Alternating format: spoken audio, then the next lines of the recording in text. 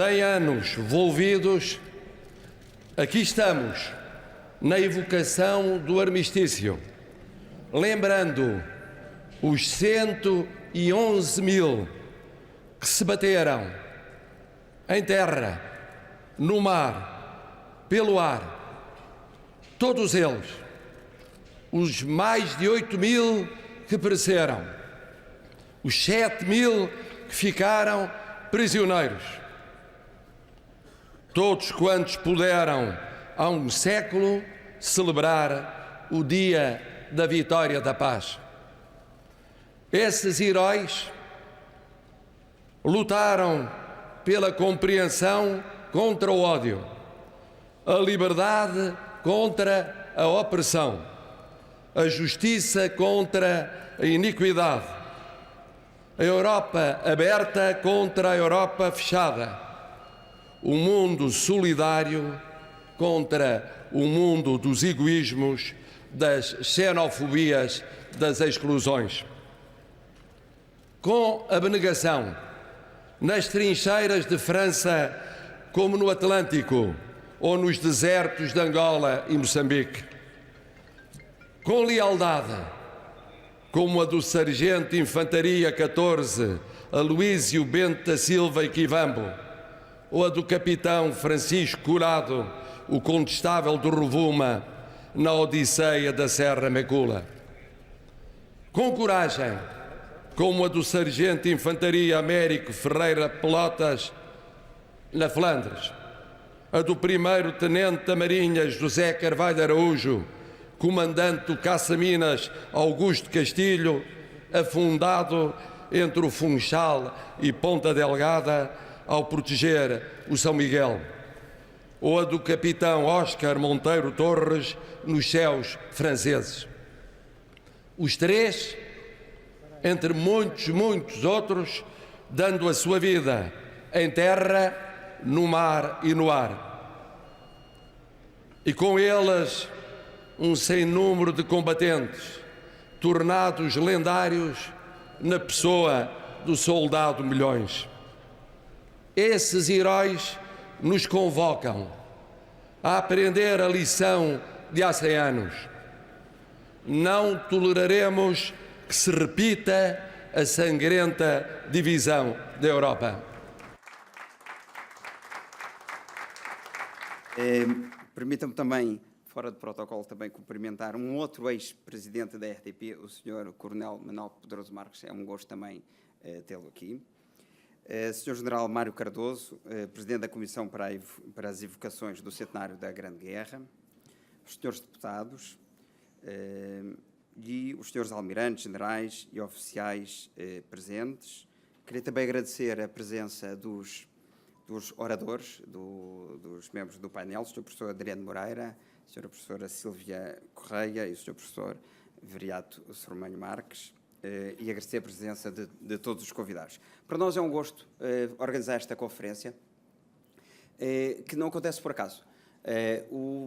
Nós vemos a RTP como uma entidade que, para além de produzir conteúdos de televisão e de rádio, deve ser uma entidade ativa nos grandes debates da sociedade, nos grandes temas que mexem com o país.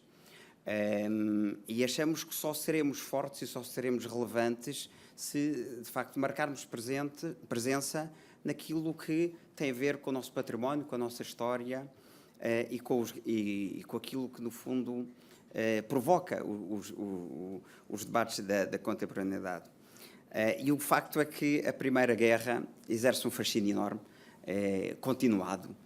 Tem havido muita literatura. O Stefan Zweig, naquele livro maravilhoso que era O Mundo de Ontem, dizia que a Primeira Guerra era o fim da Idade de Ouro da segurança.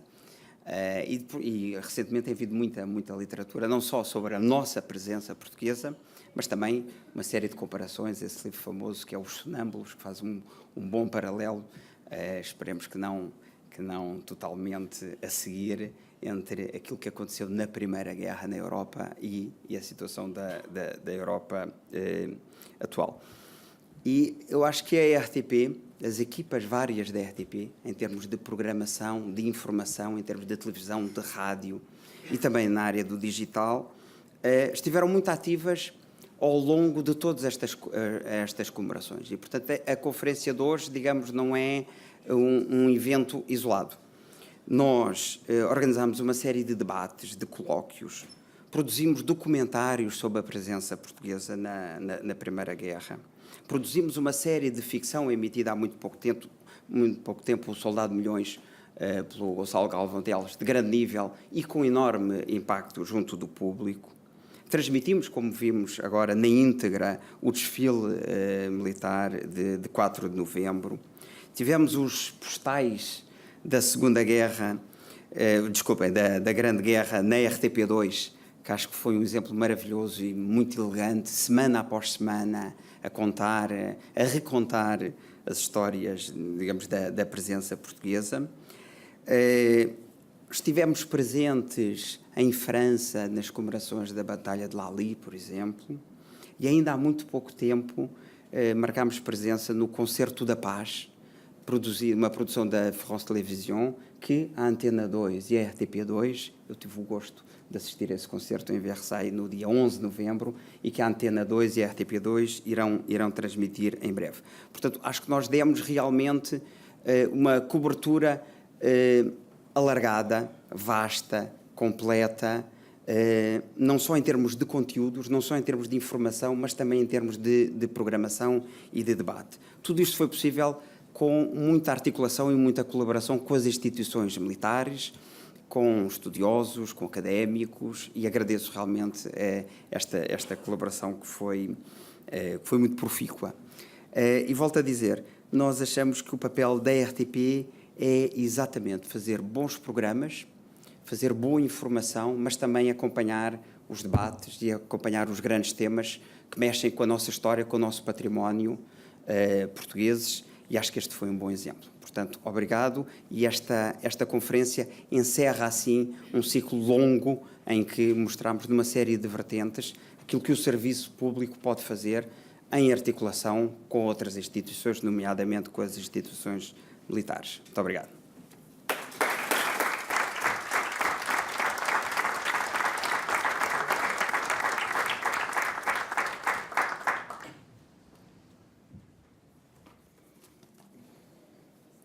Muito boa tarde.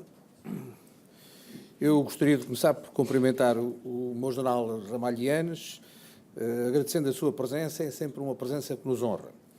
Ao Sr. Dr.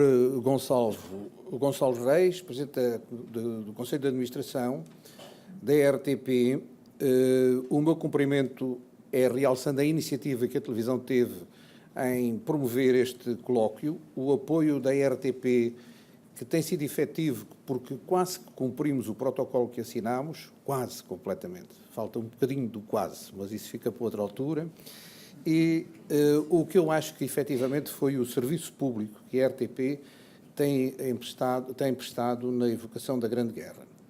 Eu, como não sou ligado à informação, para mim foi quase um espanto e apraz-me constatar o ter reconhecido a imaginação e a capacidade que a televisão toda, com os seus técnicos, tem em transformar aquilo que me parece difícil numa coisa que é fácil e aparece às horas, e de facto tem sido, para mim, uma experiência muito grande. Como foi um prazer colaborar com aquilo que, utilizando uma linguagem militar, eu posso chamar de oficial de ligação, que foi a doutora Maria do Carmo Figueiredo, com a Comissão, pelo dinamismo, pela criatividade que puseram neste trabalho, e estender, como não poderia deixar de ser, este reconhecimento à jornalista e doutora Silvia Alves e a toda a sua equipa, porque o Postal da Grande Guerra, que creio que fez referência e que creio que vai perto do 80, não sei, é uma forma, com pequenos passos, são 4 minutos, com uma linguagem perfeitamente acessível, com uma imagem que é motivadora, e é uma forma de levar ao grande público, efetivamente, o que foi a participação da guerra, de Portugal na guerra, com todas as suas vicissitudes.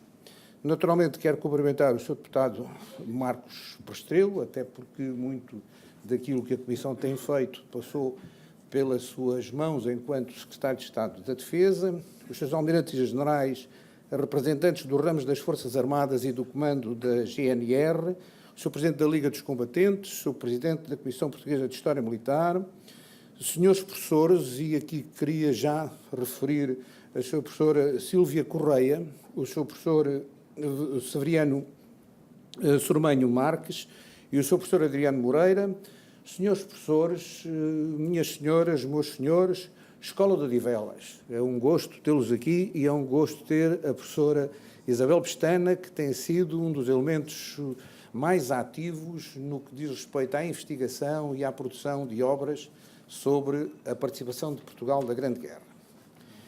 Este colóquio será, porventura, um dos últimos atos públicos em que a Comissão para as Evocações do Centenário da Grande Guerra participa e falam em parceria com a RTP, que efetivamente tem constituído importante parceiro nesta finalidade de evocar a memória.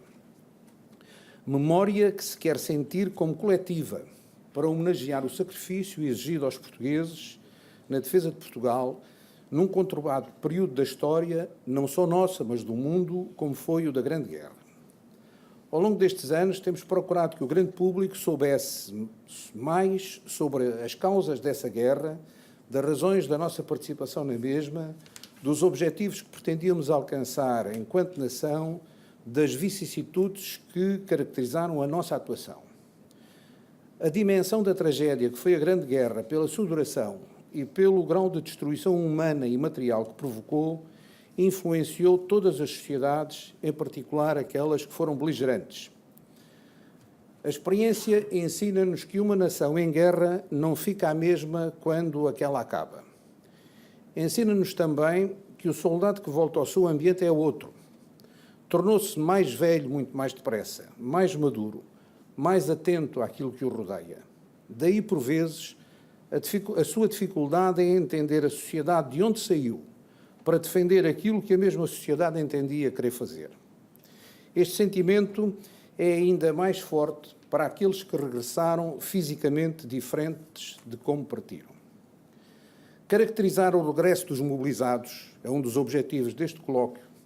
A forma como se integraram na sociedade foi o objetivo a que a RTP se propôs e que a Comissão entendeu não só oportuno, como ser o culminar certo para a sua intervenção neste centenário. A possibilidade de poder usufruir do conhecimento de tão qualificadas individualidades na área das ciências sociais, como são a professora doutora Sílvia Correia e o professor doutor Soromenho Marques, é uma mais-valia, que a sua divulgação nos canais da RTP muito contribuirá para um maior conhecimento do grande público sobre este trágico período da história. Para os seus professores vão os nossos agradecimentos.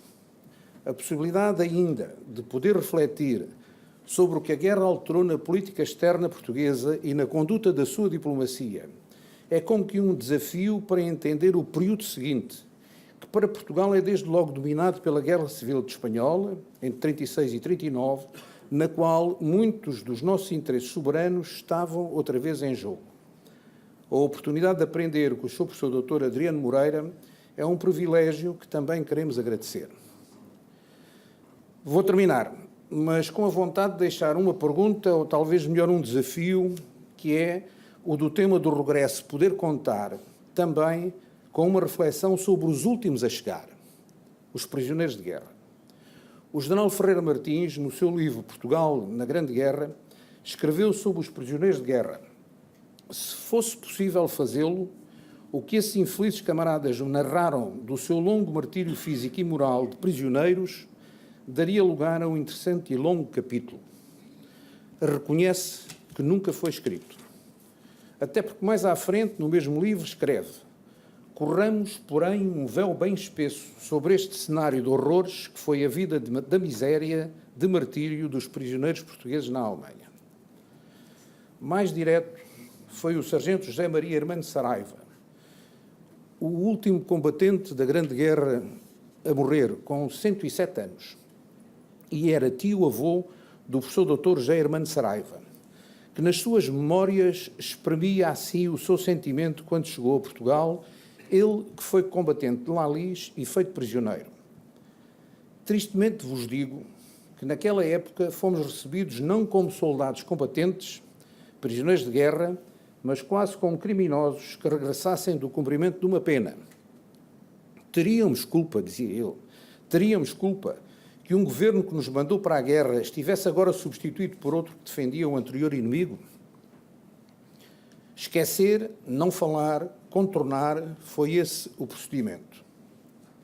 E agora está a minha pergunta e o meu desafio. E qual será o sentimento da sociedade portuguesa de hoje sobre os nossos soldados que foram prisioneiros desta guerra e de outras em que Portugal esteve envolvido no século XX, como é o caso da invasão da Índia Portuguesa nos inícios dos anos 60, como são o caso nos teatros de guerra africanos de Angola, Moçambique e Guiné durante a Grande Guerra, como é o caso bem recente da invasão de Timor pela Indonésia em 1975.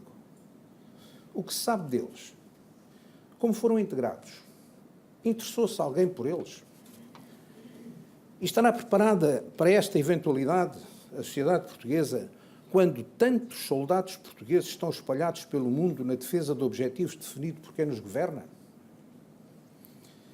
E agora, é que é mesmo para terminar, quero também manifestar o meu agradecimento ao Sr. jornalista João Fernando Ramos, que por se ter disponibilizado para dirigir o debate que se vai seguir. Muito obrigado à RTP.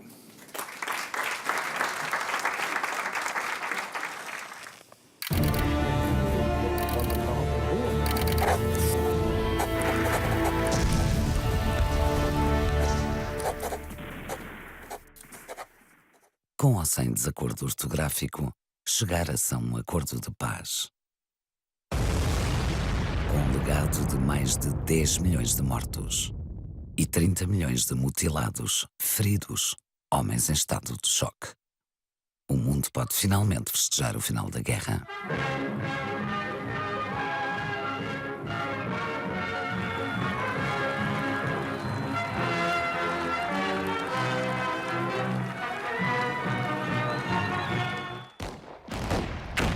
A Europa rebentara em estilhaços, acabavam os impérios.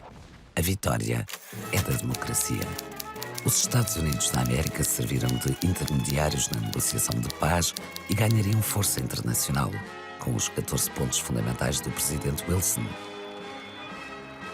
Entre eles, o direito à autodeterminação dos povos, a Constituição da Sociedade das Nações, um esboço da futura ONU, tudo pela paz.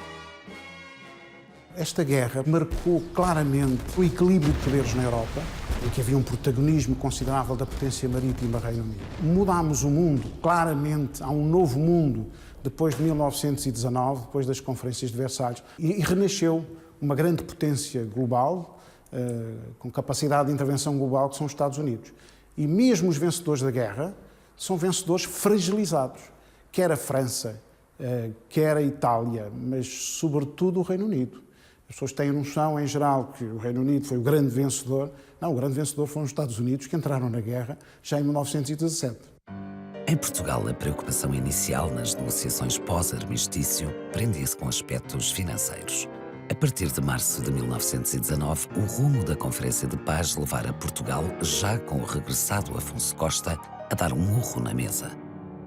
Essa dimensão da Espanha participar na Comissão Executiva da Sociedade das Nações fez com que Afonso Costa tivesse um discurso que ficou conhecido dos caixeiros viajantes e fizesse a separação relativamente a Portugal de Espanha, de quem participou da guerra e quem não participou. Se durante a guerra Portugal sofrera do inimigo pressões várias nos seus territórios africanos, com o armistício tivemos de defender-nos dos próprios aliados. A luta foi tremenda dos nossos embaixadores, entre aspas, durante as conferências, no sentido de garantir a integridade territorial. O murro na mesa vem da aspiração dos próprios aliados relativamente aos territórios, designadamente Cabinda com a Bélgica, designadamente Moçambique, ou Porto de Moçambique, com o Reino Unido, designadamente aquilo que tem a ver com o Lourenço Marques com a África do Sul, portanto, e mesmo as concessões na base das lajes com os americanos. Os nossos 4 aliados com aspirações relativamente a territórios coloniais e ao espaço dos Açores. Para Portugal, internamente, a guerra terá consequências passado muito pouco tempo.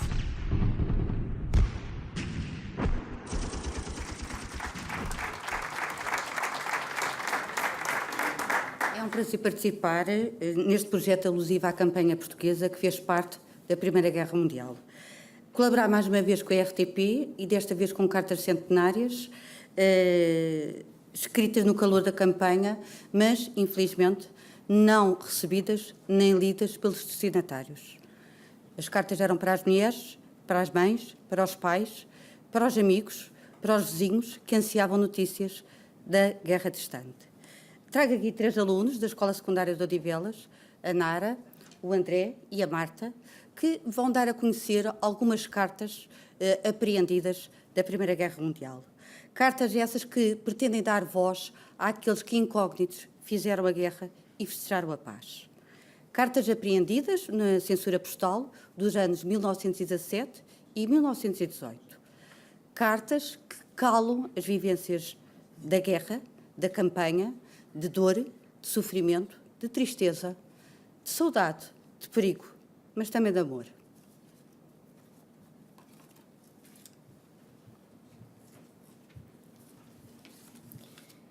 Meus queridos pais do coração, em Aurique, os mais ardentes votos é que ao receber esta minha carta estejam na posse de uma perfeita e feliz saúde, assim como os meus queridos manos.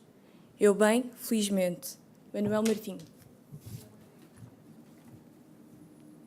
Eu dava-te algumas novidades cá de França, mas calculo que a censura não deixe passar. Enfim, irmão, eu dizia-te mais algumas coisas, mas não posso. João de Azevedo. Em campanha, pai, fazem-se injustiças. Aqui da minha formação foram muitos sargentos de licença, assim como todas as outras, e nem mais cá voltaram. Nós aqui não basta termos muito trabalho, porque somos poucos. Como também, não podemos ir de licença por fazer falta ao serviço. Isto agradece ao Sr. Ministro da Guerra. Eu não falo só por aquele que lá está. Falo por todos os outros.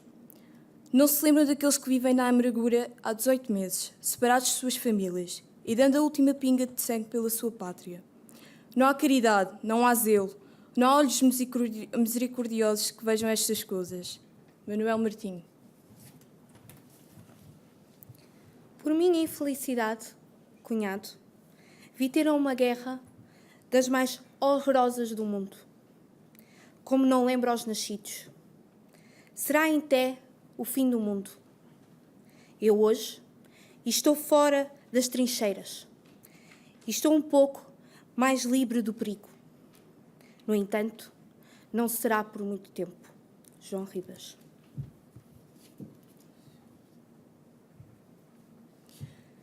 Cuidas que isto é o céu aberto com as portas fechadas? Enganas-te. Se tu soubesses na fome que se tem visto o teu homem, se tu soubesses no perigo que se tem visto o teu homem, nunca por nunca me falavas em que me falaste.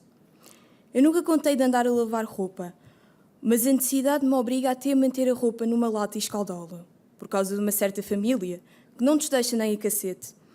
Não basta estes trabalhos que nós passamos e ainda estás a fazer-me brancas com a idade de 20 anos. Francisco de Castro, para a mulher Georgina, em Valença. Ora, o português, sobretudo analfabeto e rural, aprendeu as primeiras letras em França porque necessitava de escrever cartas, esforçadas e apaixonadas. Infelizmente, cartas amorosas apreendidas em tempos de guerra. Por exemplo, escreveram para as mademoiselles.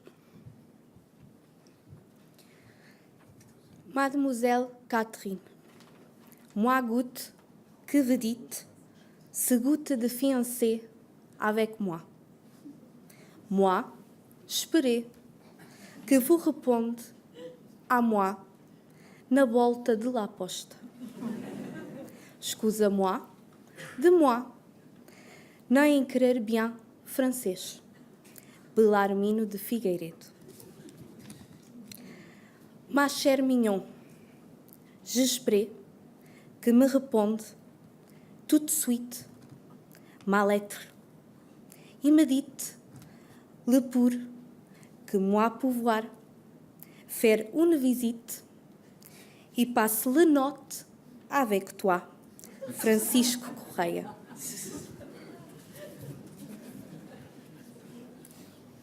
Também para as nurses. Meu querido amor, mandei lançar a mão à pena mandei lançar, para saber de sua saúde, para um coração aliviar. Querido e saudoso amor, tenho tantas saudades suas que as não posso espalhar. Recebi uma carta sua, não enfado de a beijar. A sua carta encheu um coração de alegria, em ouvir as suas falinhas meigas e cheias de amor para comigo. Enfim, temos de sofrer. Amor, em França está muito frio. Com isto não lhe sou mais maçador. E receba muitas saudades deste seu amor. Avelino Alves, para namorada em Inglaterra. Finalmente, a paz, a 11 de novembro de 1918, foi saudada nos campos de prisioneiros portugueses. A nova trazida pelos jornais alemães, que o armistício seria possivelmente assinado às 11 horas da manhã do dia 11 de novembro, encheu-nos de doida alegria e laçou o campo num rebuliço assustador. Seria o fim de uma vida miserável, de fome e de desconforto. Nunca mais veríamos os negrados arames farpados. Era a esperança de voltar à mãe pátria e abraçar nossas famílias. Manhãzinha cedo, mal rompeu o dia pelas frestas da barraca, todos de nariz no ar farejavam novidades. A ansiedade aumentava com a aproximação da hora fatídica. Craveiro Lopes, junto dos intérpretes, na casa do comando, com o telefone ligado a Hamburgo, esperava a todo momento a notícia da redenção. E todos nós espiávamos a porta por onde havia de sair a boa nova. Pouco passava das 11 horas, quando alguém a transpôs com alegria louca, atirando o barreto ao ar, dando vivas. Aquelas 250 de oficiais que tão ansiosamente esperavam o fim da guerra, pularam e gritaram, abraçaram-se doidamente, sem distinção de postos ou amizades. Atiraram os barretos ao ar, num alarido ensurdecedor. Afonso do Paço, oficial de Viana do Castelo, feito prisioneiro em campo germânico. Muito obrigada. Obrigada.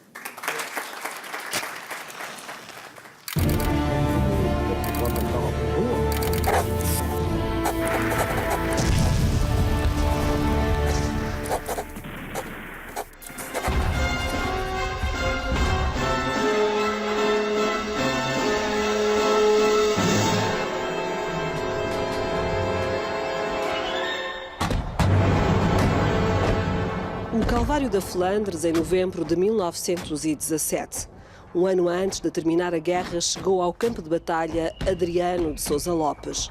O capitão, artista plástico, veio com a missão oficial de traduzir na tela a ação militar portuguesa. Uma das características que distingue também o trabalho de Sousa Lopes é um artista que trabalha nas primeiras linhas de trincheiras. Está exposto ao tiro inimigo de forma muito perigosa. Carlos Silveira, investigador do Instituto de História de Arte, regressou ao Museu do Exército de Paris. Veio rever algumas obras do pintor a quem tem dedicado anos de trabalho. Temos realmente aqui 3 obras que são representativas das técnicas que o pintor utilizou. O governo português ofereceu 4 aguarelas, 13 águas fortes e 5 pinturas a óleo.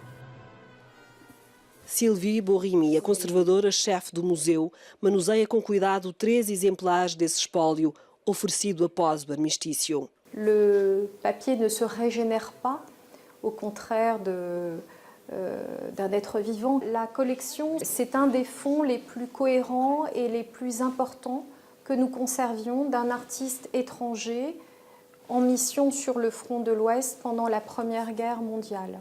Em cada obra de Sousa Lopes, uma representação da guerra e das suas consequências. Une vue de ruine, et effectivement on peut penser que c'est une métaphore. Alors il y a à la fois une forme de dénonciation de la barbarie allemande et c'est la destruction de la civilisation. Et cette particulière église, elle était dans le secteur portugais, l'église de Merville.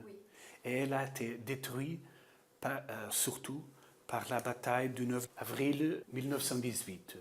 Et en cela, il rejoint aussi les grands maîtres de la gravure. On peut penser à Rembrandt. Nesta batalha de La Lixe, morreram mais de 1.300 portugueses num só dia. Um conflito onde foram utilizadas armas e técnicas inéditas. Et c'est une des caractéristiques de cette guerre moderne et totale que de devenir nocturne, dissimulée, camouflée, et ça pose véritablement un défi aux artistes. Ce qui me touche beaucoup dans l'œuvre de Sousa Lopes, c'est justement le fait que c'est une œuvre au ras du sol.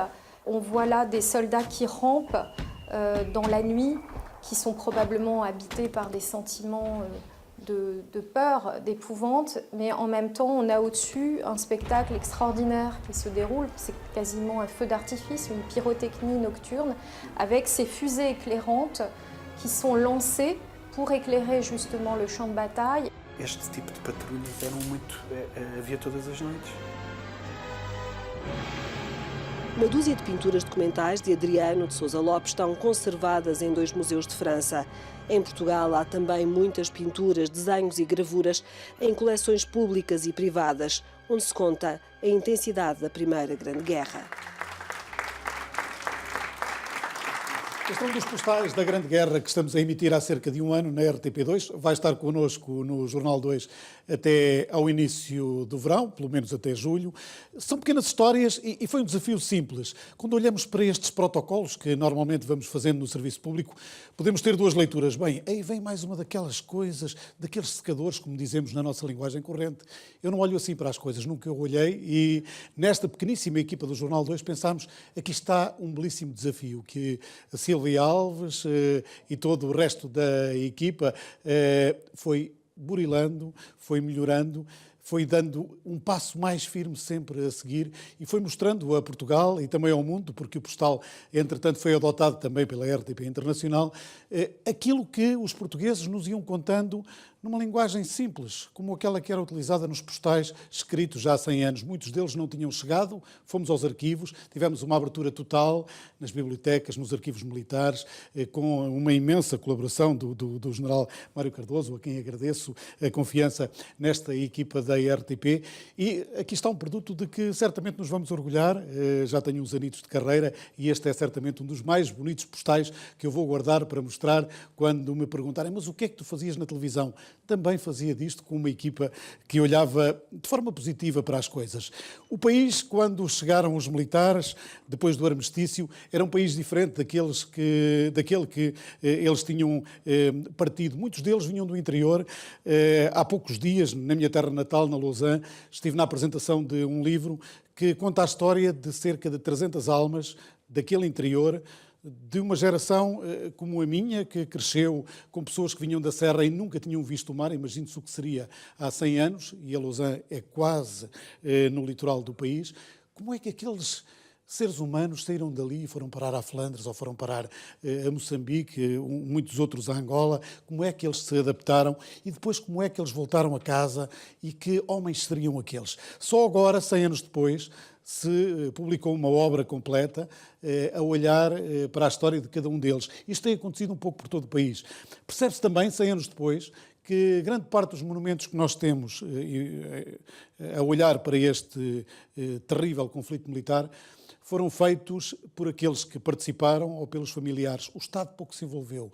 E nós, durante muitos e muitos anos, esquecemos da guerra, esquecemos dos muitos soldados milhões e hoje, felizmente, numa sociedade aberta e que quer debater estes problemas para jamais repetirmos tudo aquilo que nos levou a este imenso conflito, conseguimos emitir postais, ter uma parada militar como aquela que tivemos em Lisboa, ou uma cerimónia simbólica com discursos históricos como aquela que tivemos em Paris, no Arco do Triunfo, que agora é palco de outras violências, de outras tensões. São meus convidados o professor Viriato Sormanho Marques, ele vai nos falar da sociedade portuguesa de há 100 anos, a professora Sílvia Correia, que aborda este regresso dos militares e o processo de integração em Portugal numa sociedade bem diferente, e o professor Adriano Moreira, é um prazer tê-lo aqui, que nos vai falar do impacto do armistício no novo quadro das relações internacionais de há 100 anos. Respeitemos aqui a ordem da simpatia, Sílvia. Depois desta intervenção do professor, se calhar é importante percebermos que homens são esses que vêm da guerra, que vontade eles têm de voltar a ter um conflito, o que é que significa viver apenas no armistício e não numa paz plena. Nesse regresso a Portugal, naquilo que foi olhando para os homens e mulheres que estiveram envolvidos nesta grande guerra, havia um sentimento real do que significava aquela batalha, do que significou aquela longa guerra à escala global, ou a cabeça pequenina onde foram crescendo no interior, muitas vezes, do país, sem qualquer cultura, sem a possibilidade de ler um livro ou de ler um jornal, limitava também a sua visão do mundo. Eu não acredito que, já agora, boa tarde a todos, muito obrigada. Tem uma questão fundamental aqui que é o que estes homens vivem, uma experiência que é só deles, não é? Ou seja, nós estamos a falar de uma experiência de guerra total, ou seja, que só é possível existir uma guerra total e uma guerra moderna naquelas condições porque existe a possibilidade de mobilizar exércitos nacionais. Não é? Ou seja, este tipo de guerra ele é possível, e na Primeira Guerra Mundial é possível porque os Estados têm à sua mão o serviço militar obrigatório e podem mobilizar todos estes homens. E são cidadãos comuns. Ou seja, a grande experiência da Primeira Guerra Mundial e, fundamentalmente, o trauma da Primeira Guerra Mundial tem mais que ver não com a experiência da guerra, mas com a impossibilidade de falar sobre a guerra e sobre o silêncio que é imposto depois da guerra. Estamos a falar de homens que... Eu trabalhei essencialmente com civis, ou seja, com os soldados que não faziam parte da carreira militar, que voltam para Portugal e que, de facto, dão conta de um Portugal completamente desestruturado, mas também dão conta de uma realidade que não faz mais sentido. Ou seja, estamos a falar de uma experiência de terror inenarrável e que eles são obrigados ao silêncio, não só pelas famílias, mas também pelo próprio Estado, pelo espaço público. Ou seja, estes homens não têm condições de falar sobre o assunto. Então, o trauma da guerra, ou seja, essa ambivalência de dois mundos, que é o mundo da frente e o mundo da retaguarda, ele é devedor não tanto do terror da guerra, mas do pós-guerra. Ou seja, do quão eles não podem falar sobre a experiência da guerra.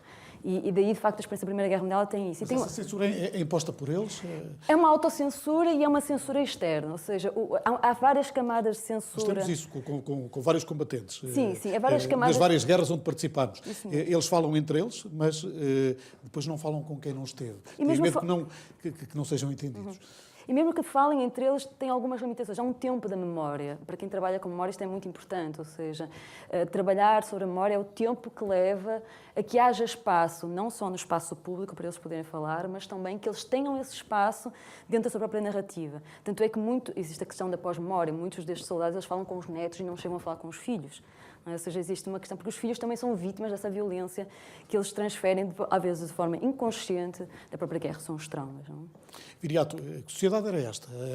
A sociedade portuguesa era muito diferente da francesa, onde muitos estiveram a combater, da moçambicana, da angolana, para onde uns tantos outros foram depois também combater, ao primeiro até em Moçambique. Em relação aos nossos parceiros europeus, digamos assim, era muito diferente, na medida em que as duas características principais do país eram a pobreza material e a pobreza cultural, não é? No censo de 1910, nós registávamos uma população que tinha 75,1% de analfabetos, não é? E isso é, de facto, um aspecto marcante, não é? Por outro lado, eu penso que há aqui uma visão, quando falamos da guerra, pensamos sobretudo no sofrimento dos nossos combatentes, nas diversas frentes de batalha, mas a guerra foi de facto um fenómeno total, não é? No sentido em que o país participou na guerra, ou sofreu as consequências da guerra, em todos os cantos do território, seja da metrópole, seja do Império. A partida das pessoas, a chegada, os feridos, a destruturação das famílias, a fome. É impressionante o número de assaltos a mercearias e a padarias.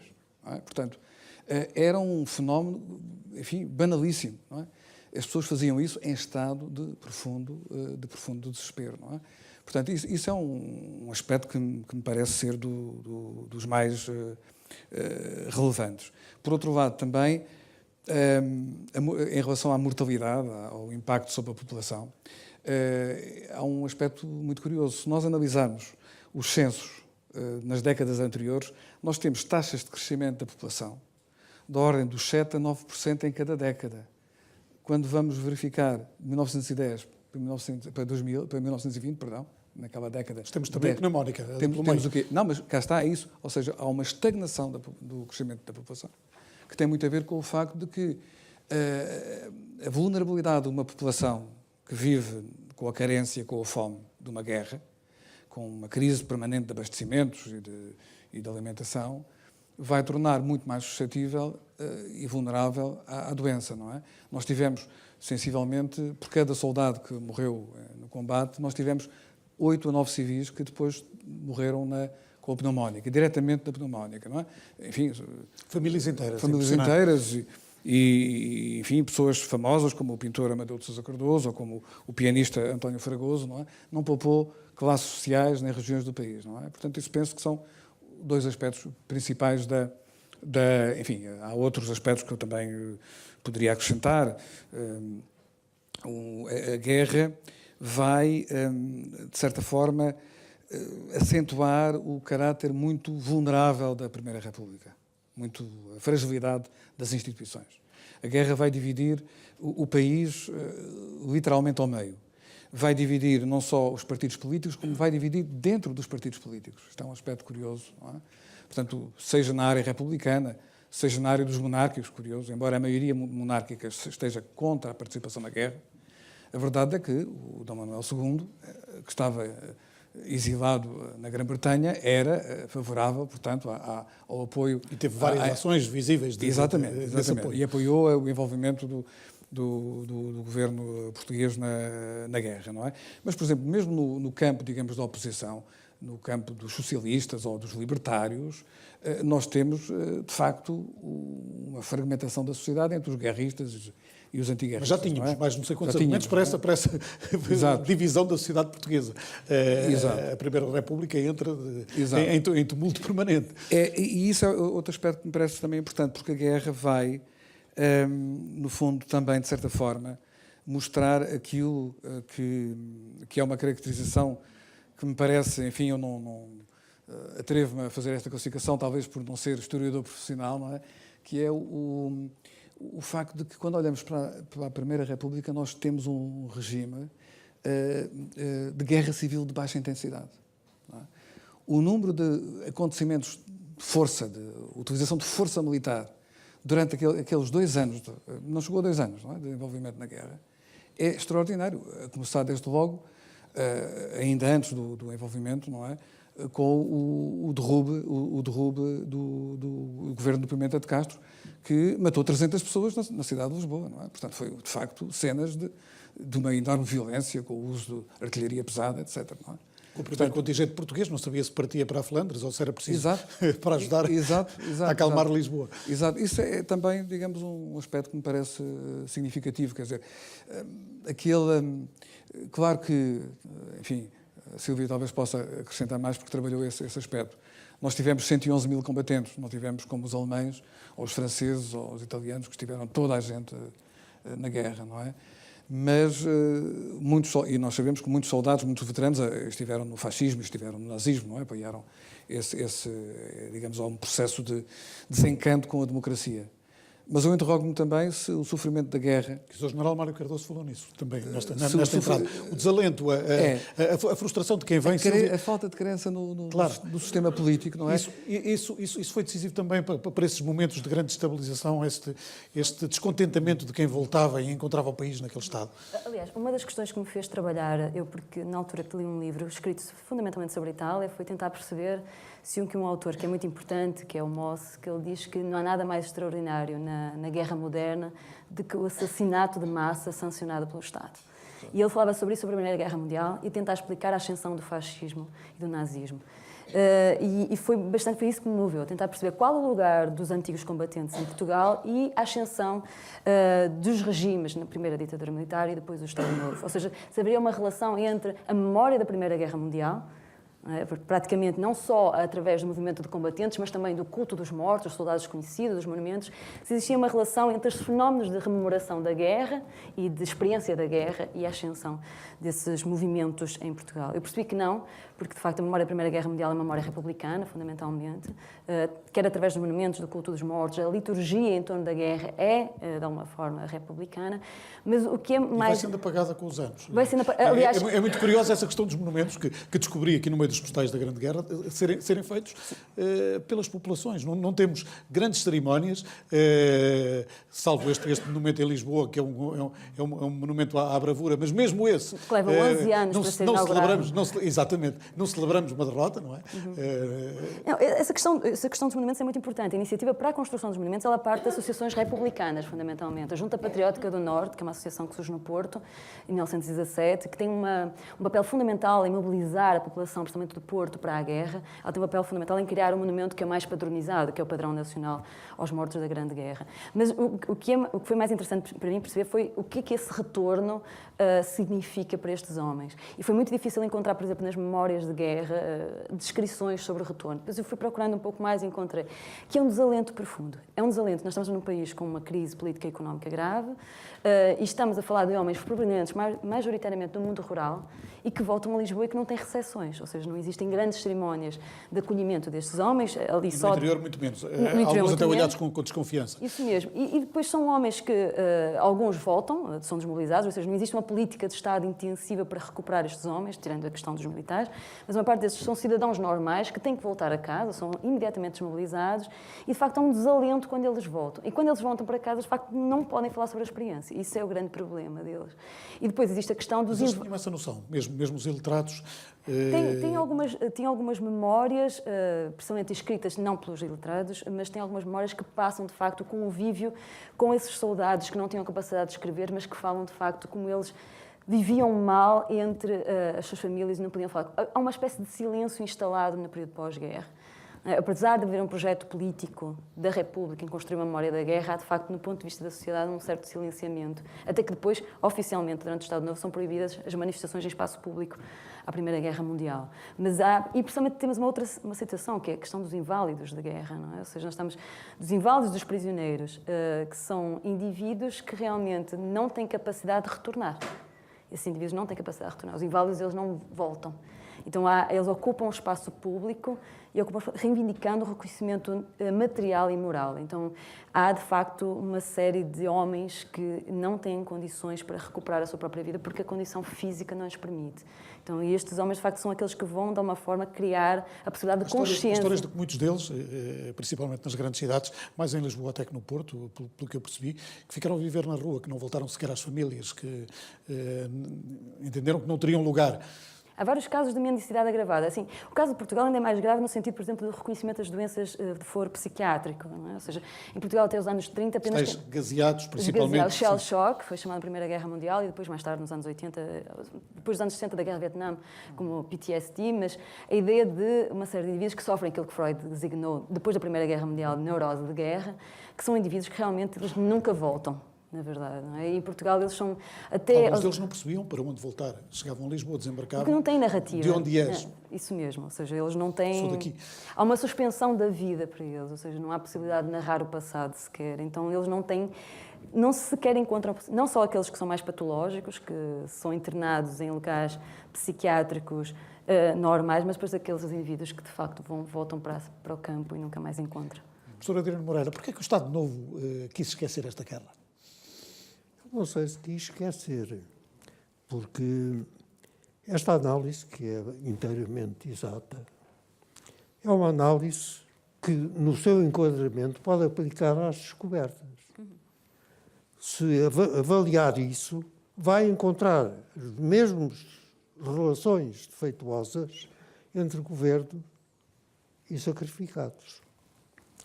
Se os senhores examinarem a descrição do que era a vida de uma caravela, é uma coisa estarrecedora, porque a gente arrebanhada para ir na caravela convivia com ratazanas, piolhos, doenças, maus cheiros, era com o que vivia.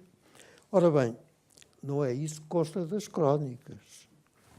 Há uma certa reconstituição neste momento. Bom, e eu acho que nós, na Guerra de 14-18, chegámos ao princípio de afirmar a Guerra das Nações. Mas nós tivemos que esperar pelo século XIX para perceber que as nações não formam o Estado. É o Estado que forma as nações, historicamente. E claro que o Estado, em cada época, organiza-se de maneira a que os aspectos desafiantes negativos não sejam conhecidos. Neste momento, mesmo a simples uso dos instrumentos de investigação que nós temos, não conhecemos o que é que aconteceu na Guerra Mundial última. Passaram-se coisas muitíssimo para além daquilo que vai sendo publicado. E, neste momento, poucos sabem em que situação está a estratégia do saber. Não é comunicada às populações. Bom, e por isso, essa circunstância aconteceu na guerra, 14-18 também, e com a frequência que muitas vezes tivemos na nossa história. É que os pobres soldados milhões são vítimas de uma condução em que não participam nas decisões e que não conhecem os conceitos estratégicos que estão em ações. Aliás, ele é um herói porque agiu sozinho, não agiu com as ordens. É por isso que eu sempre me tenho impressionado o esquecimento de que a grande aventura das descobertas implicou que este país, pelo que toca à vida civil, à tal em que as pessoas se escondem, não sabem, etc., foi governado, sobretudo, felizmente, pelas mulheres. Porque a grande parte das mulheres portuguesas não foram só, como o poeta diz, as virgens que ficaram por casar. Foram, sobretudo, as viúvas de homens vivos. Aquelas é que tratavam da casa, tratavam dos filhos, tratavam das relações. O país viveu assim, mas não foi só aqui. Fomos por épocas. E nesta época, estas lições que aprofundou o estudo deviam nos ajudar a ser mais cautelosos com a transformação dos mesmos instrumentos com outra fotografia. Porque aquilo que nós estamos a verificar é que andamos todos já a suspeitar que a próxima guerra será, sobretudo, uma guerra de alta tecnologia. Os americanos chamam-lhe estratégia do saber. Os mais modestos, na outra guerra, chamavam-lhe censura. E eles agora chamam-lhe estratégia do saber. Mas os instrumentos são os mesmos. E é por isso que nós defendemos a necessidade da liberdade da investigação, da ciência e da discussão pública. Porque estamos a viver num período ameaçador em que, só para simplificar, a importância que se dá à inteligência artificial, que em Portugal recebeu como palco o Panteão Nacional, imagine. É uma ciência sem consciência. E é isso que se verifica em cada crise. A ciência não tem consciência. Eu, a primeira vez que senti esse problema, e passei a introduzir nos cursos, foi quando vi impresso o diálogo entre o presidente dos Estados Unidos e o Churchill para lançar a bomba atómica. Os sábios disseram, quando descobriram esse poder, assim, isto não pode ser utilizado por nenhum Estado. Foram todos metidos. E, pragmaticamente, bomba atómica. Quem sabia da bomba atómica eram muito poucos.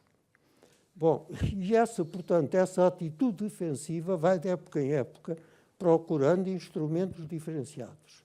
Neste momento, a estratégia do saber que é secreta. Bom, e por isso, essa circunstância da comunicação entre os soldados e as famílias, etc. Eles estavam perante grande parte, a maior parte. Eu ainda conheci gaseados, muitos. E quando vejo hoje o que acontece com os mutilados da nossa guerra colonial, eu encontro alguma semelhança. Eles também queixam-se pouco. E sofrem muito. Bom, e isso, portanto, repete-se.